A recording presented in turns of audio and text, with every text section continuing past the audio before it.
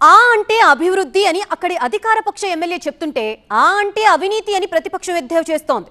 తాను చేసిన అభివృద్ధిని చూడండి అని ఎమ్మెల్యే చెప్తుంటే ఆ అభివృద్ధి పేరుతో మీరు అభివృద్ధి చెందలేదా, అవినీతి చేసి కోట్లు నొక్కేయలేదా అంటూ విపక్షం కౌంటర్ ఇస్తోందట.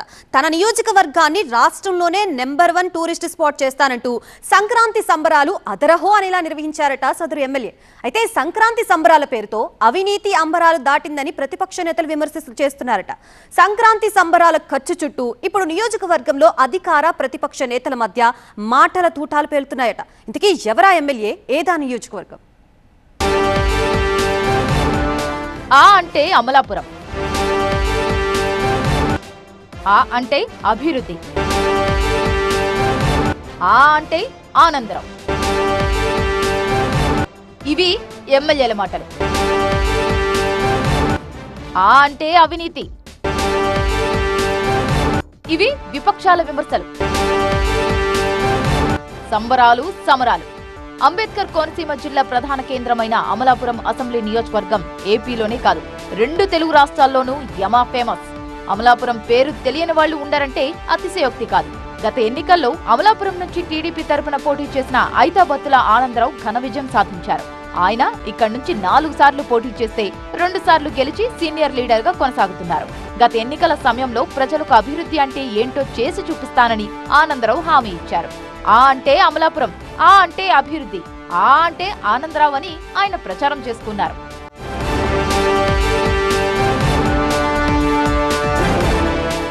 ఎమ్మెల్యేగా గెలిచిన తర్వాత ఇచ్చిన మాట ప్రకారం అమలాపురంలో అభివృద్ధి పనులు చేపట్టారు ఆనందరావు. అమలాపురాన్ని దశాబ్దాలుగా పట్టి పీడిస్తున్న సమస్యలో ట్రాఫిక్ సమస్య ఒకటి. ఈ సమస్యను తీర్చేందుకు 4 కోట్ల రూపాయల వ్యయంతో ఈదరపల్లి నడిపుడి దగ్గర 2 వంతెనలు నిర్మించారు.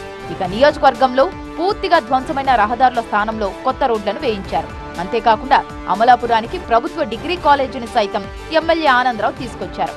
ఇక కూటమి ప్రభుత్వంలోని 3 పార్టీల నేతలను సమన్వయం చేసుకుంటూ ఎక్కడా విభేదాలు రాకుండా అభివృద్ధిలో తన మార్కును చూపిస్తూ ప్రభుత్వ పథకాలను ప్రజల్లోకి తీసుకెళ్తున్న ఎమ్మెల్యే అని ఆనందరావు మంచి పేరు తెచ్చుకున్నారట.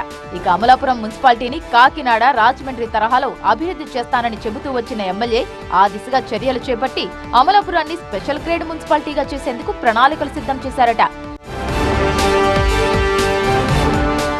ఇంతవరకు అంతా బాగానే ఉన్నా సంక్రాంతి సంబరాలు అంబరాన్ని అంటేలా నిర్వహించిన తర్వాత ఎమ్మెల్యే ఆనందరావుపై విమర్శలు చేస్తున్నాయట విపక్షాలు.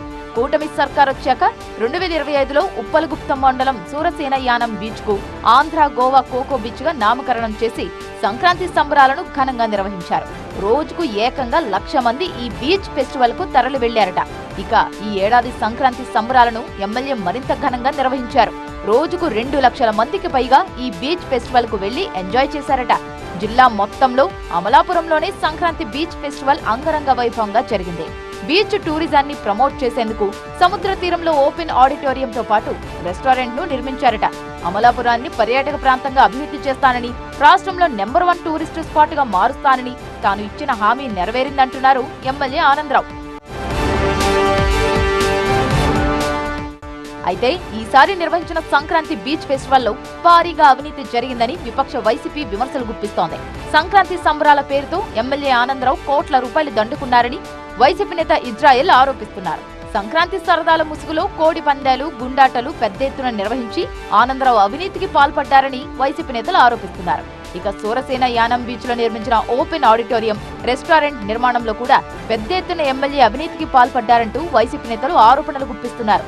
సంక్రాంతి సంబరాల పేరుతో జరిగిన ఖర్చు విషయంలో శ్వేతపత్రం విడుదల చేయాలని డిమాండ్ చేస్తున్నారు వైసీపీ నేత ఇజ్రాయెల్. అయితే వైసీపీ నేతలకు గట్టిగా కౌంటర్ ఇస్తున్నారట టీడీపీ నేతలు. ఆనందరావును రాజకీయంగా ఎదుర్కోలేక ఇలా బురద జల్లుతున్నారని వాళ్ళు చెబుతున్నారట. ఆనందరావు దళిత ఎమ్మెల్యే కావడంతో ఆయనను కావాలనే టార్గెట్ చేస్తున్నారని, రాష్ట్రంలో ఇంకెక్కడ కోడి పందాలు, గుండాటలు జరగలేదా అంటూ వాళ్ళు ఎదురుదాడి చేస్తున్నారట. ఇక తాను అభివృద్ధి అజెండాగా ముందుకు సాగుతున్నారని అది చూసి ఓర్వలేకే ప్రతిపక్షం ఇలా విమర్శలు చేస్తోందంటున్నారు ఎమ్మెల్యే ఆనందరావు. తనకు మంత్రి పదవి వస్తుందేమో అనే భయంతోనే విపక్షాలతో పాటు స్వపక్షంలో కూడా కొంతమంది కుట్ర చేసి ఇలా అవినీతి ఆరోపణలు చేస్తున్నారని ఎమ్మెల్యే తన అనుచరులతో చెబుతున్నారట. సంక్రాంతి సంబరాల్లో ఖర్చు చేసిన ప్రతి రూపాయికి లెక్క చెబుతానని వైసీపీకి కౌంటర్ ఇచ్చారట ఆయన. ఎమ్మెల్యేకు విపక్షం తిరిగి కౌంటర్ ఇస్తుందా? అధికార విపక్షాల మధ్య సంక్రాంతి సంబరాలపై సమరం కొనసాగుతుందా? లేక ఈ రచ్చకి ఫుల్ స్టాప్ పడుతుందా చూడాలి.